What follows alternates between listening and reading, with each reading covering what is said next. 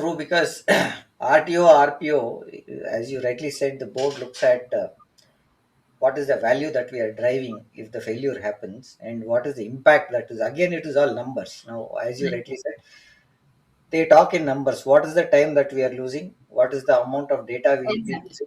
What is the recovery point that we can achieve?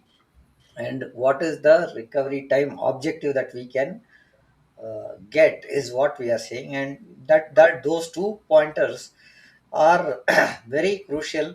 I'll take a example of banking again, because RTO RPO we've been discussing there.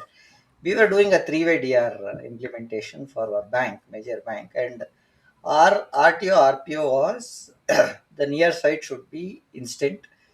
So we had to have a first commit happening at the near line DR, which is more updated than the primary site itself. So if the failure happens, we can shift to the nearline DR.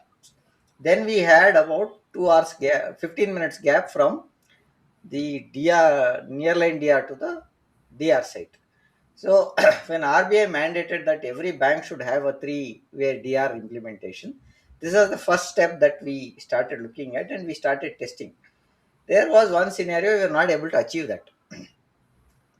Then we, as you rightly said, I'll come back to the links point again. We had three links. We had bundled the links, and we had a 150 Mbps line at that time. I think it's about 8 9 years back old story that I'm talking about. Today we are Okay. at big pipes of bandwidth, but at those times 150 Mbps line was a big line. Okay, and our data was about a GB to 2 GB was our data, which was getting pumped in at that time.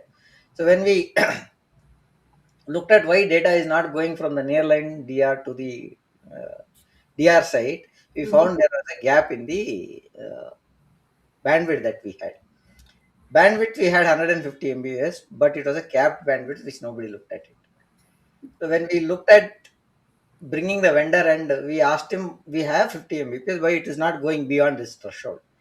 Then we came to understand it is capped by when you are having 50, you only get 12.5.